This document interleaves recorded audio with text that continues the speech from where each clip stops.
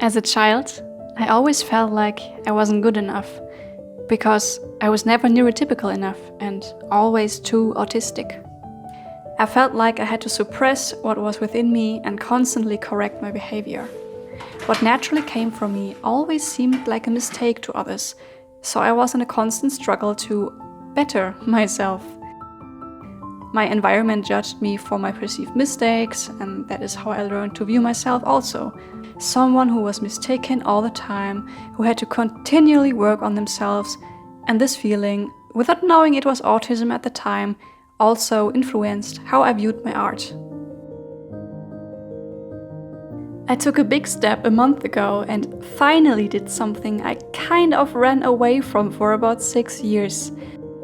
Having my art be turned into Artprints for the first time. Wow! So, celebrating this milestone, I want to share with you the story of why I kept my art hidden for years, and I dedicate this especially to all the sensitive ones, to all the gentle people and souls, whether you might be autistic or not, who feel as if what they bring to the world doesn't matter. Spoiler, it does. When I was really small, I did draw characters all the time. I would sit at my little desk and imagine what they would be talking about. There were times where I did it every day for hours, but then I got older. After years of feeling like everything I was doing was just plain wrong and years of criticism, art had simply become something that I had to prove myself at, but never managed to do so. It wasn't about joy and drawing and self-expression and the fun of it anymore. It was like another subject in school where you had to get good grades all the time, but never managed to do so because the teacher never really seemed to get or even like you. In the environment I was in, to be seen as an artist, you would have to fit a certain stereotype and certain cliches, and I didn't fit that. And this sadly translated to everything.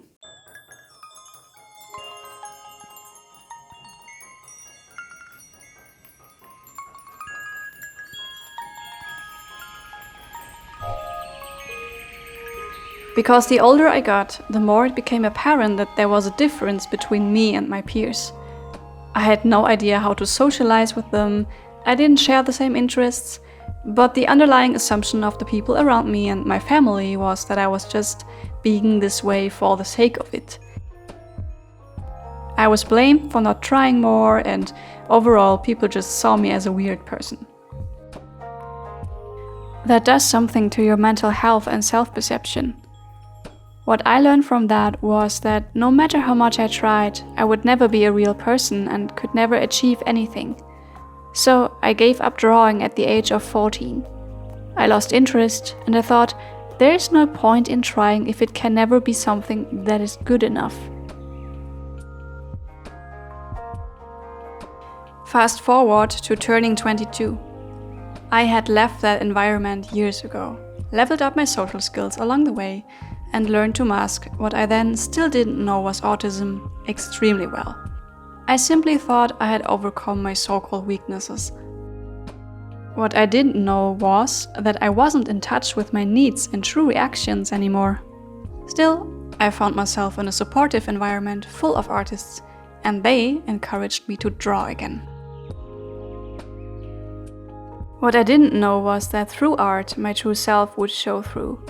I would get back into contact again with my feelings and my true personality, the one I had learned to suppress for being so autistic, and basically I wanted to erase all of the loopholes. My social behavior was great, my goal setting was great, my art, to me, wasn't so much. And I felt like showing it always came with the danger of people seeing through me, seeing my weirdness and the pain that I tried to hide behind my perfectionism. My first few attempts to draw were filled with really gut-wrenching pain and a lot of tears. Not only because I had forgotten nearly all of the skills that I had known at age 14, it was also because I found that behind the mask of a highly socially successful individual and that seemed to check all the right boxes, I could barely express myself freely at all. One could think though that after restarting art and having this super supportive environment full of artists, I would have overcome this self-doubt and overcome this blockage of not being able to express myself fully. But no, because the blockages and the belief system of 20 years was still so prevalent in my head, was so powerful that yes, I got into art again, but the way I did it was the only way I had learned to function as a human over the years. It was by practicing, repeating, practicing, repeating. I never felt like I was at a point where I was allowed to just exist. I have dozens of art books from this time, but I was only ever posting like the best of the best. But when I posted these little art droplets to Instagram at this time, I was so caught off guard, you have no idea. I was posting it to get myself into the routine and to show a little bit that I was also drawing and to motivate myself. And then people were asking me if I also sold art prints.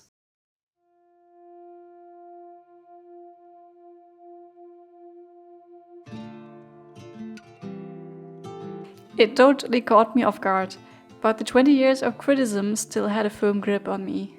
Even though people seemed to genuinely like my art the way it was, even at my beginner level back then, I didn't like it the way it was. I thought that only after I had practiced for a great deal of time, accomplished numerous goals, would I allow myself to even consider the possibility. Ironically, I had no problem with showing photo modeling art on Instagram. And I believe that is because for some reason, as soon as I'm done shooting, the photos and videos do rather feel like an abstraction of myself. Because when I edit them, I always refer to myself as the figure and not as myself.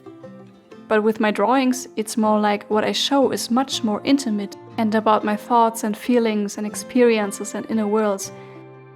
It's like showing my soul to the outside quite unfiltered. And somehow that is a lot harder to do. It's a lot more intimate, but so much more rewarding at the same time.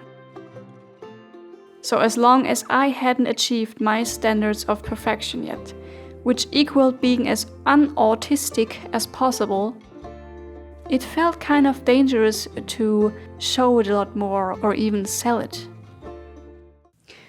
Until I got to the point where I finally asked myself, why am I doing this to myself? Why am I holding myself back like this? Because there's always going to be someone who is more skilled and more advanced than you. And that's okay. That's just life. People are not in the same stages of their development, autistic or not.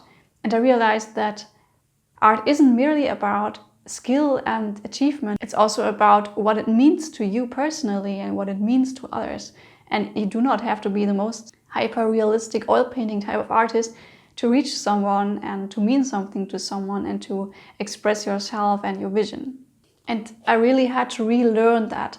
And also I was slowly getting tired of the feeling of having to overpaint my autism all the time. After years of holding myself back because I felt like I had to keep trying and be more perfect, erase all of the mistakes, not only in my art but also as a human, I finally came to the conclusion that I don't want to do this anymore. Instead of just practice to be an artist or to be a human even, just accept myself with all the flaws and all of the quirks included, with the autism and the high sensitivity and everything that is different. And I don't have to wait just because I'm different. I don't have to level up all the time in order to be allowed to fulfill a wish or to do something or to create a vision and pull through with it. So this is why you can get art prints now from me on tmail.com. The link is in the video description if you're interested. I decided to produce the art prints with a print-on-demand service, and especially this one because they are producing everything in a factory, fully powered by renewable energy. They have something like a circular economy, and also printings come on 100% recycled paper, which I think is so nice. And they ship without plastic, so that was fully in tune with my core values. Do not put your feet on the brakes and still accept yourself to proceed at the same speed like everyone else does. And I did that.